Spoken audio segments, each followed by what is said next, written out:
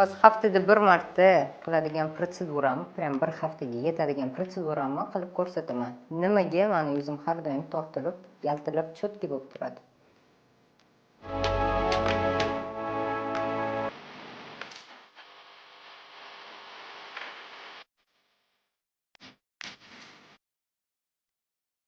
Birinchi ikki etapli очищение qilib olish shart.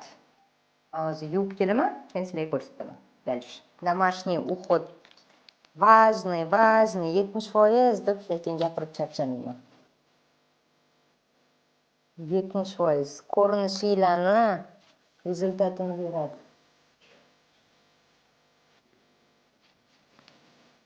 Bo'yin, dekolte обязательно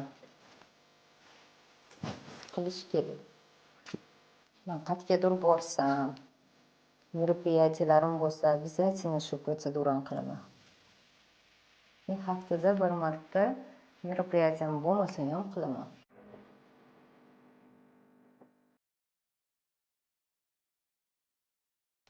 Ko'pchilik ayollarni vaqtim yetmaydi deydi. Bilasizlarmi, 5 minut ham vaqtiga ketmaydi.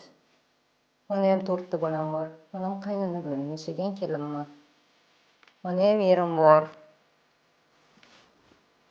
Xohlasanglar, hamma narsaga ulgurasizlar. Qanday rezultat? Zo'rmi? Zo'rmi? Mana sizlarga natija. Mana botoks yo'q. Ko'zimda hamma ajinlarim bor. Men kulib yurishni yaxshi ko'raman, xursand bo'lib. Ухоженная кожа моим uchun вот важный. Juda ham важный. Ухоженная кожа для меня очень важна. Qizlar yuzingizga mos уход tanlab har doim ishlatinglar. Uhodda gap katta. Uhod bilan uhodda farqi bor. 70% rezultat zo'r ko'rinishinglarni ухоженный bo'lib yurish это дорого.